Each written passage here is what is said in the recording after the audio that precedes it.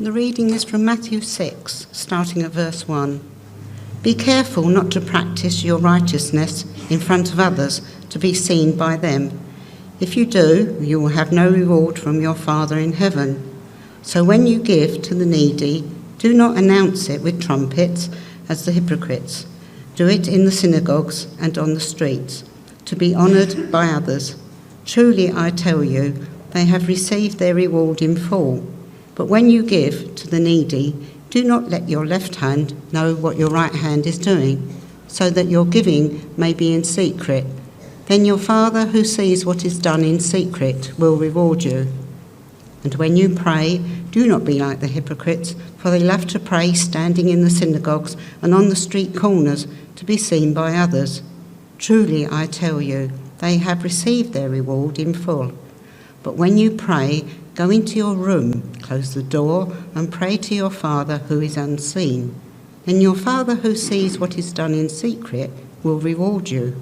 And when you pray, do not keep on babbling like pagans, for they think they will be heard because of their many words. Do not be like them, for your Father knows what you need before you ask him. This then is how you should pray. Our Father in heaven, hallowed be your name. Your kingdom come, your will be done, on earth as it is in heaven. Give us today our daily bread, and forgive us our debtors, as we also forgive our debtors. And lead us not into temptation, but deliver us from the evil one. For if you forgive others when they sin against you, your heavenly Father will also forgive you. But if you do not forgive others their sins, your Father will not forgive your sins. When you fast, do not look sombre as the hypocrites do, for they disfigure their faces to show others that they are fasting. Truly, I tell you, they have received their reward in full. But when you fast, put oil on your head and wash your face, so that it will not be obvious to others that you are fasting, but only to your Father who is unseen, and your Father who sees what is done in secret will reward you. This is the word of the Lord. Thanks, Val, for reading that so clearly, and please do keep, as always, Matt, that passage open in front of you as we look at it together.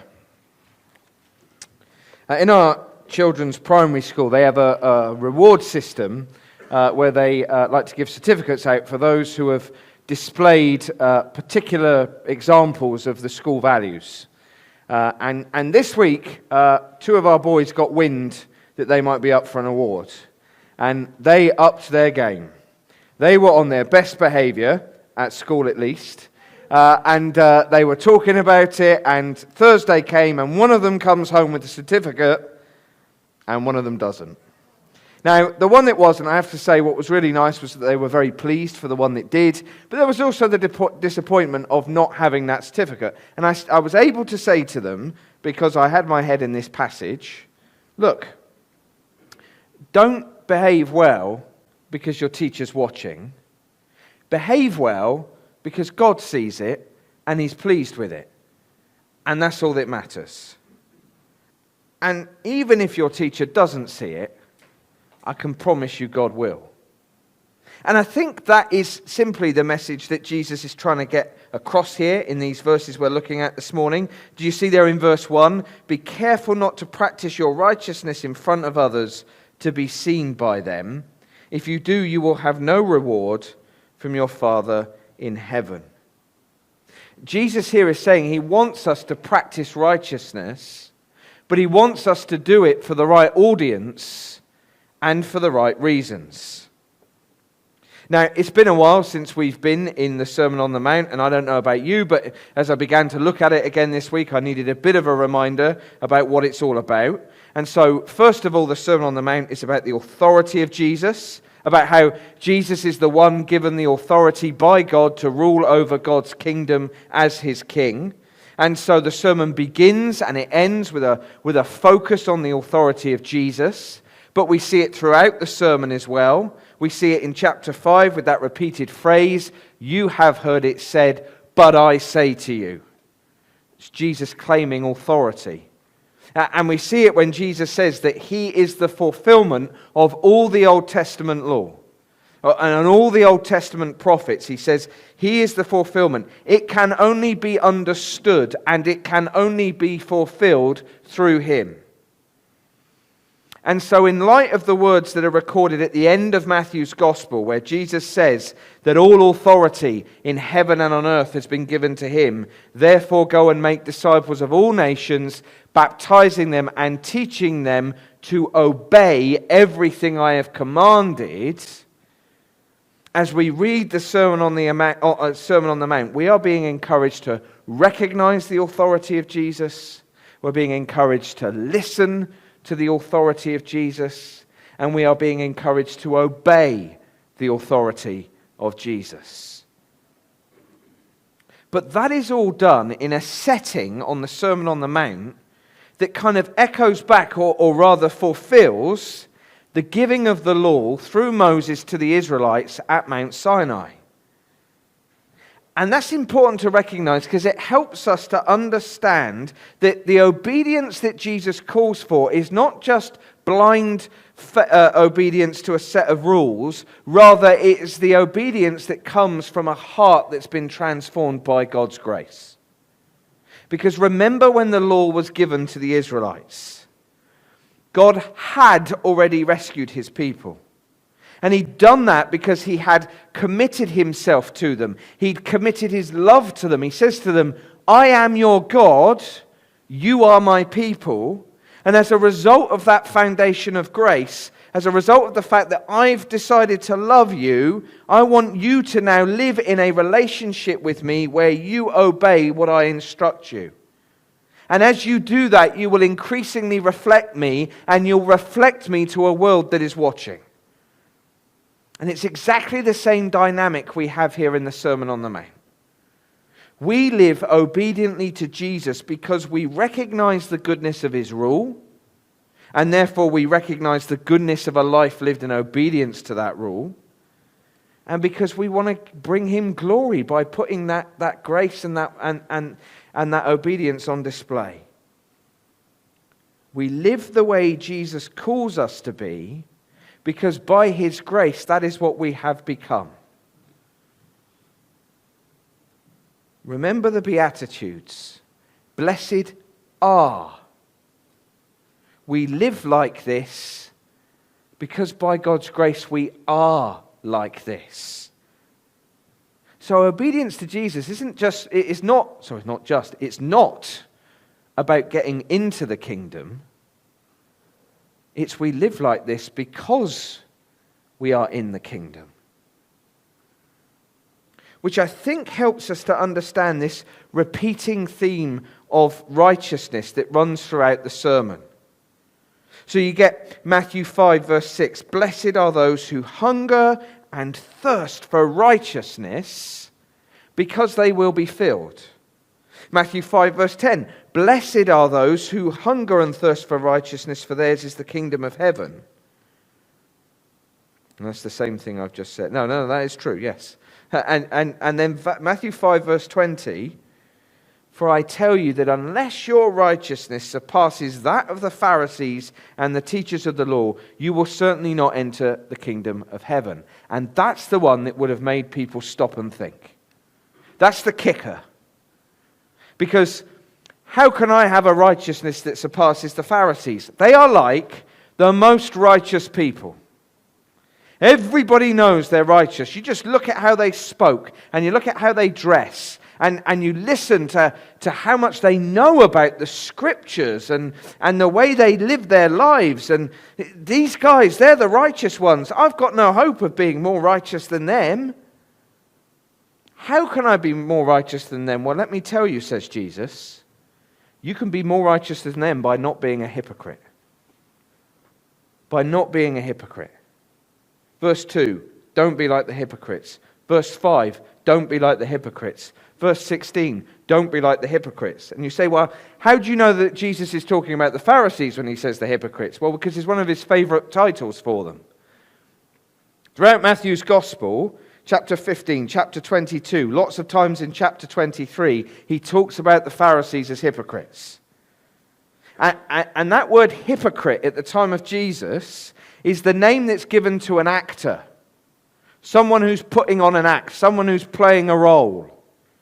They would literally put on different masks as they acted out to show you the different characters they were playing. It's a bit like, Michael McIntyre and his big show. Anybody watch that last night? Yeah, some of you did. Right, one of the things he likes to do is he likes to dress up and play a prank on someone, and then right at the end he sort of reveals himself and says, "Ha ha, I've got you." And that's what these people do, only they keep up the act. They don't take off the mask. So, verse 2, they announce their giving with trumpets. Verse 5, they love to stand in the synagogues and on the street corners. Their eyes are up to heaven, their hands are out, their mouth is moving. They want everybody to see they're praying. Verse 16, they disfigure their faces, they mope around looking weak and pained, so everyone knows they're fasting. But it's all for show. It's a persona they adopt. And Jesus says, no, don't do it for show. Right righteousness comes from a right heart.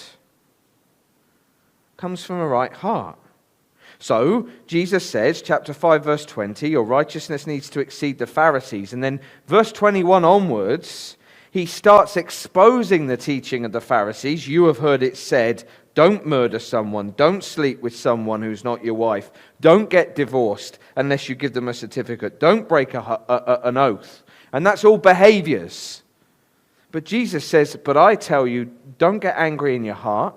Don't be lustful in your heart. Don't be unfaithful in your heart. Don't be unreliable in your heart. It's all about the heart.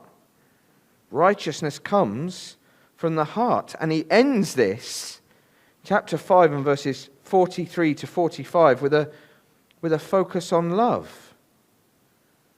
You have heard that it was said, love your neighbor and hate your enemy. But I tell you, love your enemies and pray for those who persecute you, that you may be children of your Father in heaven.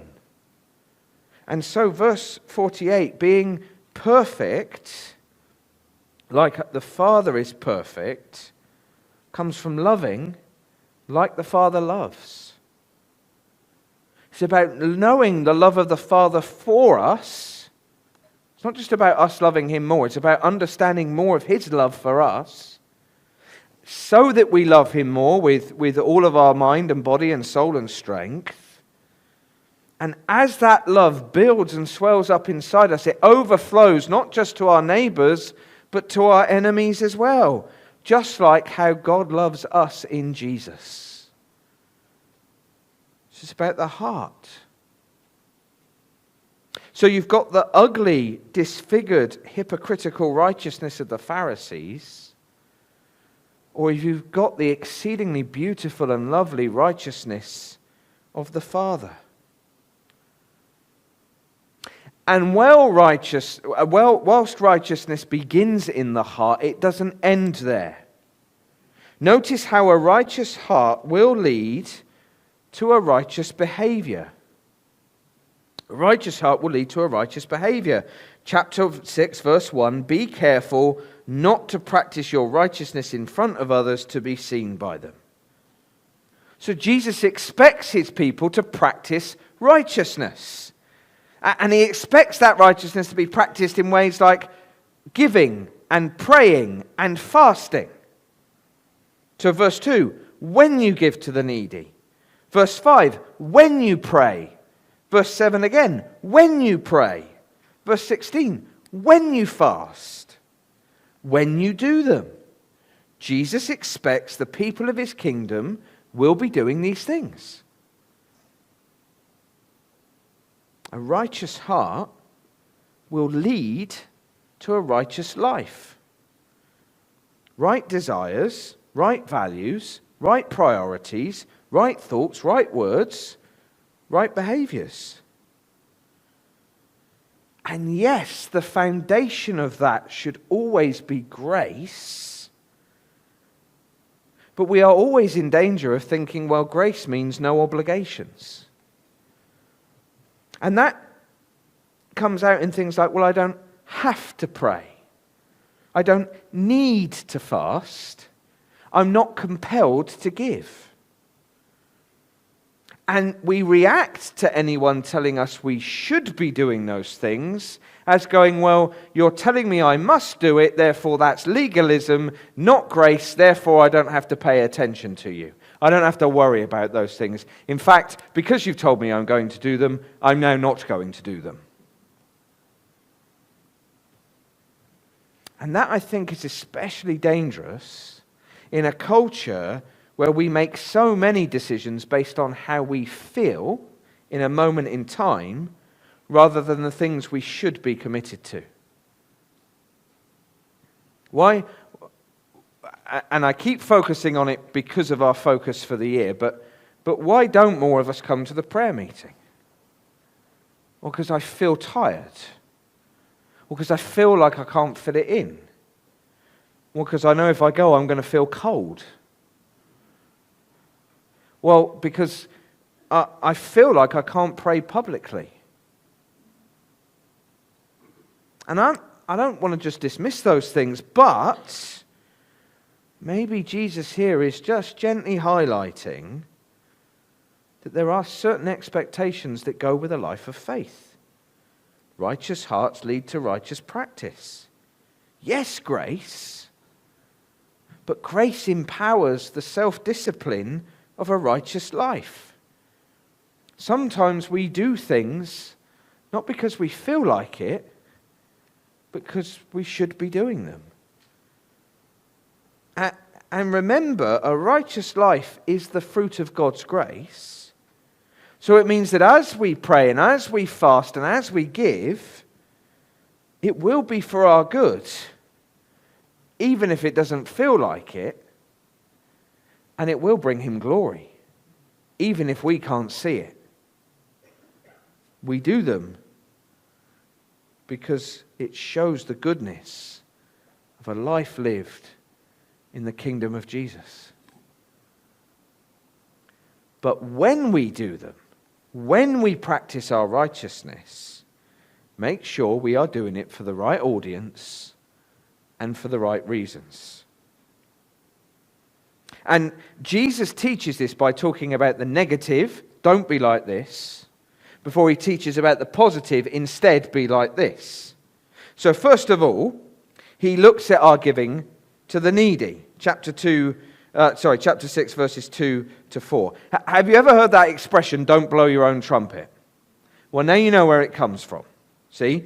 The Pharisees, they would like to give to the needy, but they just want to make sure there's a big announcement before they do it. So, imagine this is their money bag, and I don't have a trumpet, but, they get to the door.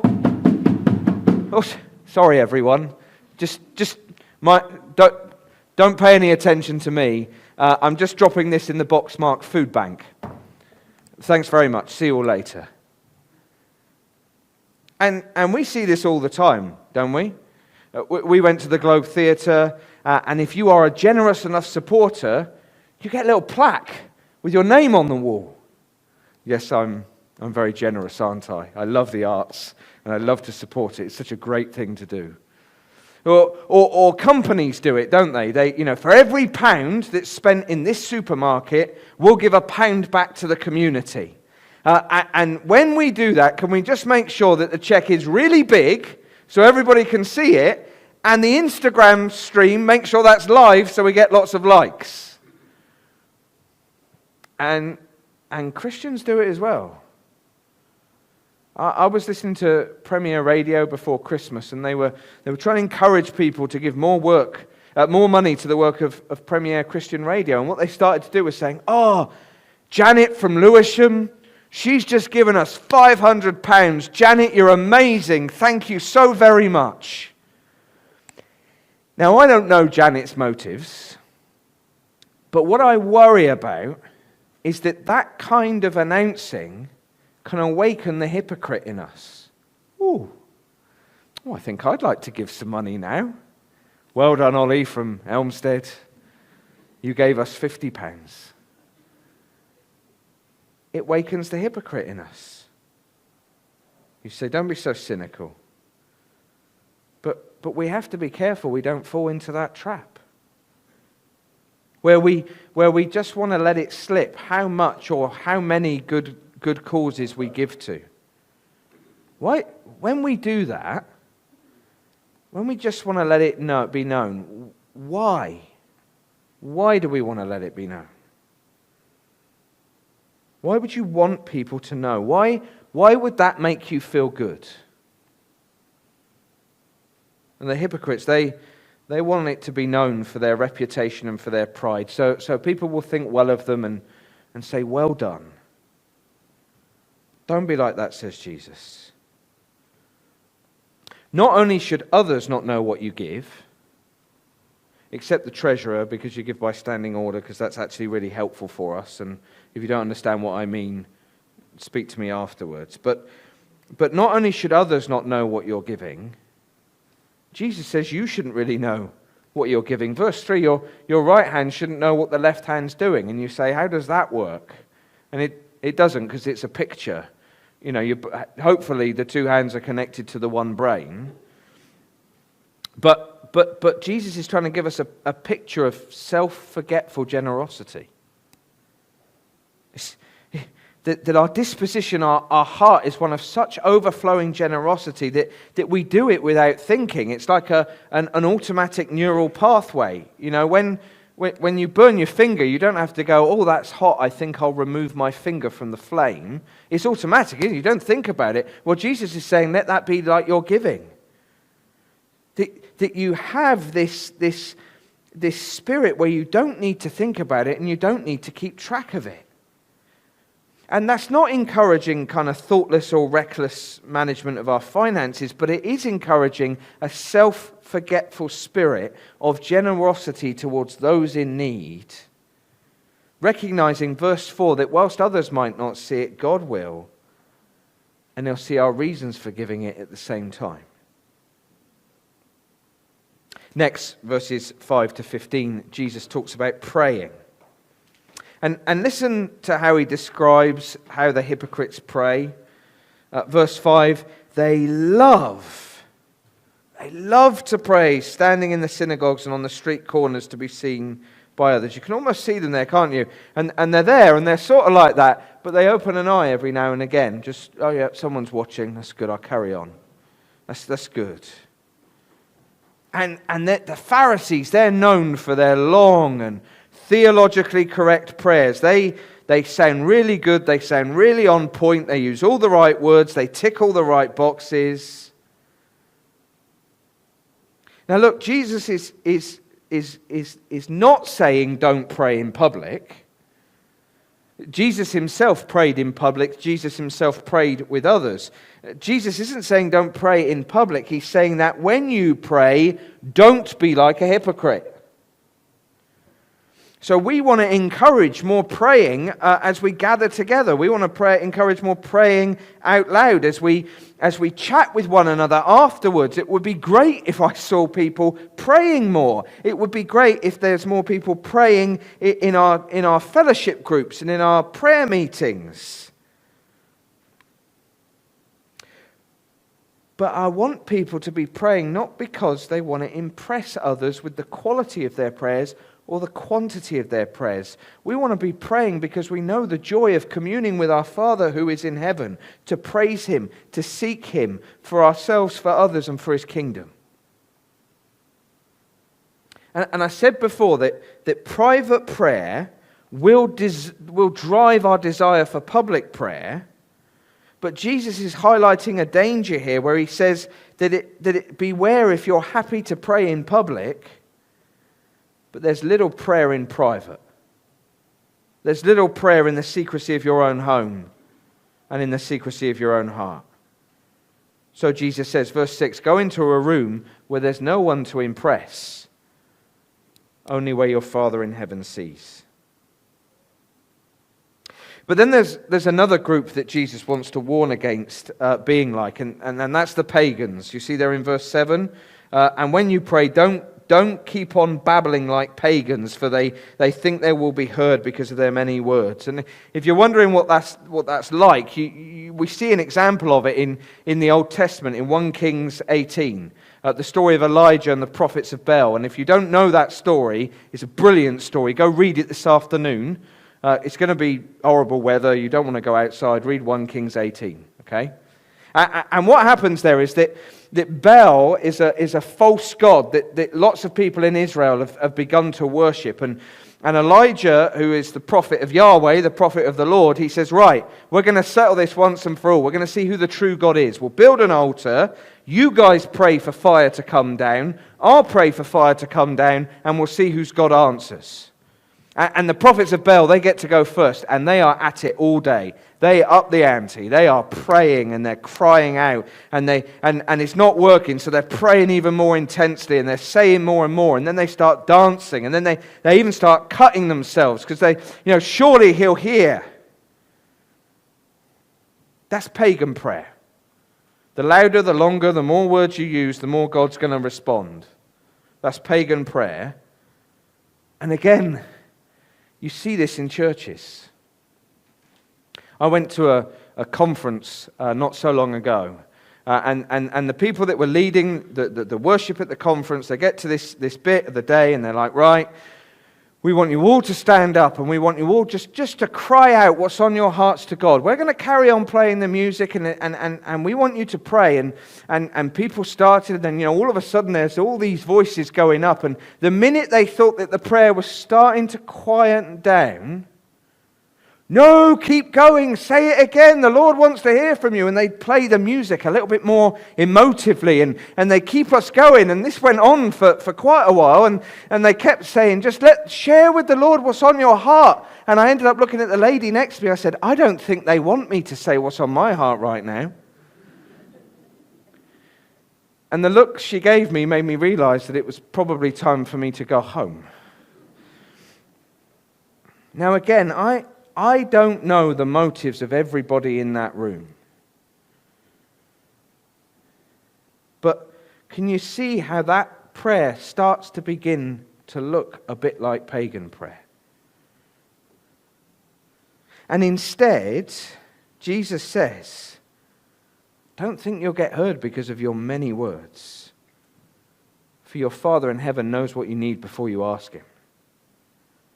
And that's what's modeled to us by Elijah in 1 Kings verse 18. You've got these pagan prayers going on for hours and hours and hours, and then up steps Elijah, and he prays, Lord, Yahweh, the God of Abraham, Isaac, and Israel, let it be known today that you are God in Israel, and that I am your servant and have done all these things at your command. Answer me, Lord, answer me. So these people will know that you, Lord, are God, and that you are turning their hearts back to him. Then the fire of the Lord fell and burned up the sacrifice. Martin Luther, the reformer, once said that our prayers should be brief, frequent, and intense. Augustine said, we need to remove from prayer much speaking, not much praying. And again, it's not to say we shouldn't have extended periods of prayer. Jesus did in the wilderness, Jesus did in Gethsemane. But we always run the risk of beginning to think that God will somehow be moved by the volume of our words that we use in our prayers. Oh, wow, they said the same thing to me 50 times in the last hour. They must really want me to answer. Okay, I'll do it.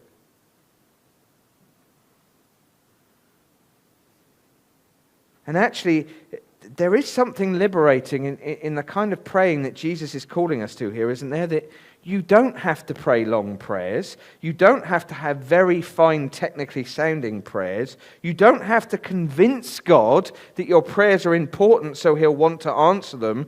You just need to know, verse 8, that he is your Father in heaven, that he knows what you need, and he is waiting to answer you. His will, as your Father, is turned towards you. God's willingness to answer our prayers isn't dependent on the quantity or quality of our prayers, but it is in the heart of the person who is asking and their relationship to him as Father. That's a wonderfully liberating approach to prayer, isn't it? You don't have to worry. You just have to pray to your Father. Brief, frequent, intense, to a Father that knows what you need before you even begin to pray. And we're going to think more next week about the content of our prayers as we look at verses 9 to 15. And that just leaves us with this final practice of fasting in verses 16 to 18. Verse 16, when you fast, do not look somber as the hypocrites do, for they disfigure their faces to show other they are fasting. Truly, I tell you, they have received their reward in full. Again, Jesus expects his people to fast. And I don't have time today to look at the purposes of fasting, although I like something that I read this week which said fasting is soul fattening. That it's stopping nibbling and craving and gorging on the world to help us and instead calling upon the Lord, remembering we're dependent on him. Which means that fasting like prayer is not about twisting God's arm. It's about helping us to turn to him more. But when you fast, don't go around looking all weak and sad and mopey. You know, like when you used to try and convince your parents you really are too sick to go to school? Come on. Maybe, you want your boss to send you home. Oh, I came in, but I feel...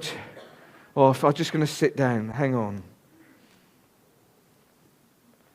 Jesus says, don't do it like that. Don't do it like that. Instead, dress up, look smart, put on the best perfume or aftershave, dress like you're going out for a great meal. Don't make it obvious to others what you're doing. Rather, trust that your Father who trust that your Father who is unseen will see you and will reward you accordingly. And I think that gets us back to the things that Jesus is trying to highlight in each of these three practices. First, that we should do it for the right audience. Jesus repeats this same formula in each of the practices. Don't do it to be seen, but trust that your unseen Father will see what you do in secret. And it can be easy to forget that because we can't see God, that he can see everything. We might not see him, but he can see everything. He sees what we do in private just as much as anyone sees us in public. He misses nothing. There is nothing that sneaks by him, not even the smallest detail. And that includes seeing into our hearts, seeing the motives that are in there. Psalm 139, you perceive my thoughts from afar. You discern my going out and my lying down. You are familiar with all my ways. Before a word is on my tongue, O Lord, you know it completely. He knows why you're doing it. He knows why we do something as much as what we do. He knows whether we're being a hypocrite. He knows whether we're putting on a show. He knows whether we're giving and praying and fasting or any other act of righteousness. He knows whether we're doing it for ourselves or whether we're doing it for him. And let's just apply that to our praying. So back to the idea of our prayers being frequent, intense and succinct, brief. Remembering our audience, Ecclesiastes 5 verse 1 and 2, God is in heaven, we are on the earth, so let your words be few. Make sure you're conscious of whose presence you're in before you begin to pray. Don't worry about these people around you here. Be worried about the God who is unseen, who sees. And in a year where we're focusing on this idea of being devoted to prayer, the temptation is that we will want to show everybody that we are being more devoted to prayer. I've responded to that call. Don't engage in being devoted to prayer so you can show us how devoted you are. Be devoted to prayer because you want to be devoted to God. And when we're in public, when our giving is noticed, when we pray in public, when others find out about our fasting. I remember once, I may be in danger of breaking this rule now, but I remember fasting once, but the problem was I was in my office in the church in Rochester, and there was a coffee shop in there. And people kept coming in saying, "Ollie, do you want a latte?" They knew that I'd have 5 before lunchtime. And "Ollie, do you want a sandwich?" And I kept saying, "No, thank you, no, thank you." And they kept looking more and more concerned. And they kept coming in saying, Are you all right? Is something wrong? Should you be here? Should you go home? And I was like, no. I didn't realize that my not consuming food was such a noticeable thing. But basically I ended up saying, look, I'm fasting, that's all. Nothing to worry about. Let's just go on about our business. And they left me alone, and that was all better. I think that was okay. But I think the thing is about when you do it, when people see you, make sure they see Jesus. When they see you fasting or praying or giving, are they seeing you, or are they being pointed towards the God that you're worshipping? Right audience for the right reasons. You see here how Jesus keeps talking about rewards. Those who do it for show, they get their rewards. Those who do it for God, they get their rewards. The hypocrite's reason is they want reward from the people that see them. They want the praise, they want the good reputation, they want the nice compliments, they want to be well thought of. It's like the school reward system that's trying to incentivize good behavior. All that mindset does is it encourages you to behave well whilst other people are watching, in the hope that you get noticed and you get your moment of praise. And Jesus says, well, enjoy that reward, because that's all you're getting. See how long it lasts. See how long it lasts. And a good test I heard this week, if you're thinking, well, how do I know if I'm being a hypocrite? Ask yourselves, whether it's praying or giving or fasting, or whether it's another area of Christian service, ask yourselves how you respond if you're not thanked for it. Ask yourselves how you respond if someone doesn't say, hey, that was a good job, well done. Ask yourself how you respond if you're not asked to do it.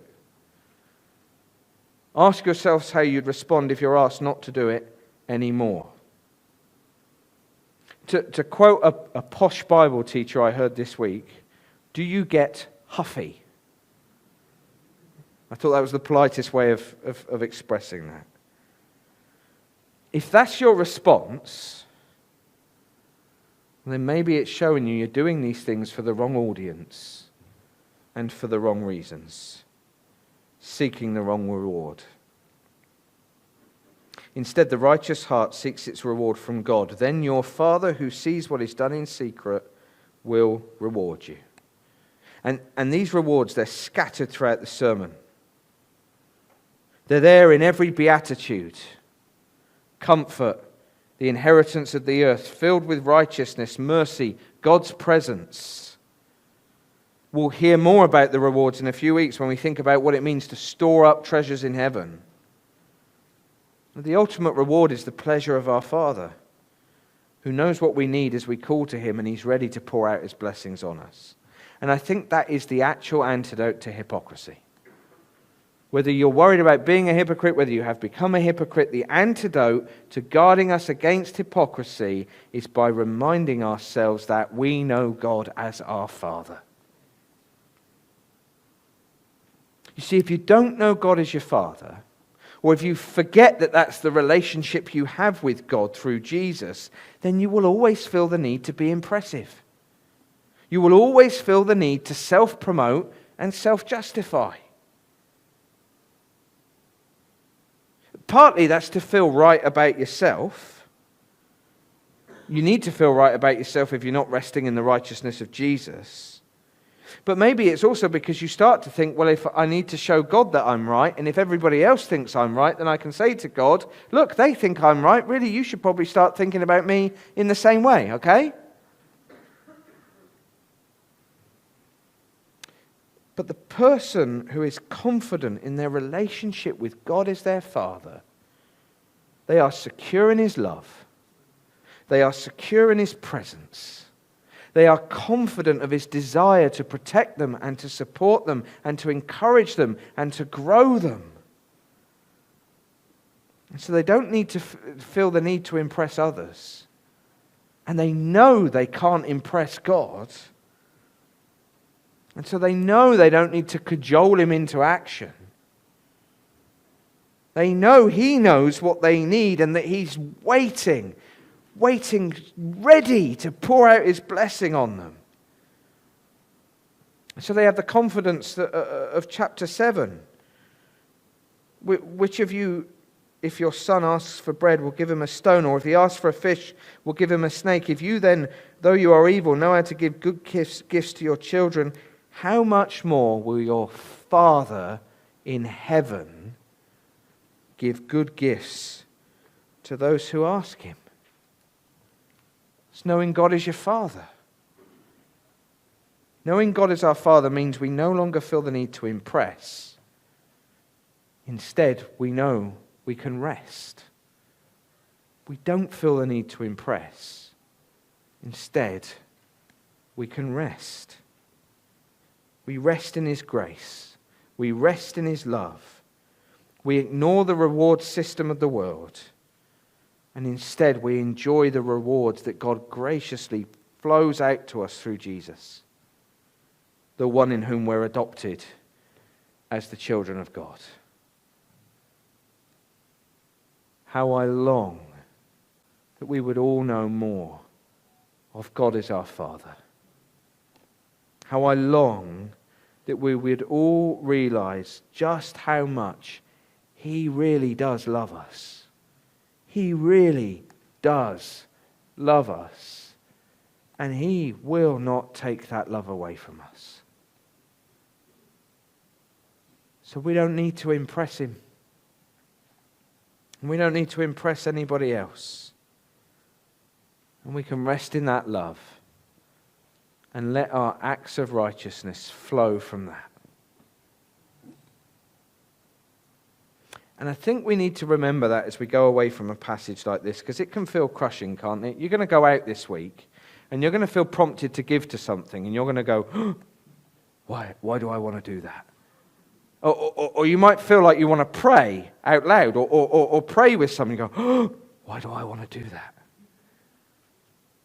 Please don't go out feeling like that.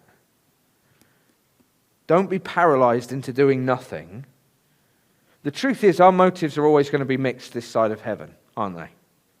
They're always going to be mixed this side of heaven. But the more we recognize the grace of God and the more we grow into the knowledge of him as our Father, then the more those motives will become more and more righteous. Right righteousness is about living a life in the sight of God, out of love for God, increasingly dependent on God, for the glory of God, whilst all the time resting in the love of God. And that in turn liberates us to live righteously, to practice our righteousness, to give rightly, to fast rightly, to pray rightly in the confidence of his love. Who else could rescue me from my failing? Who else would offer his only Son? Who else invites me to call him Father? Only a holy God.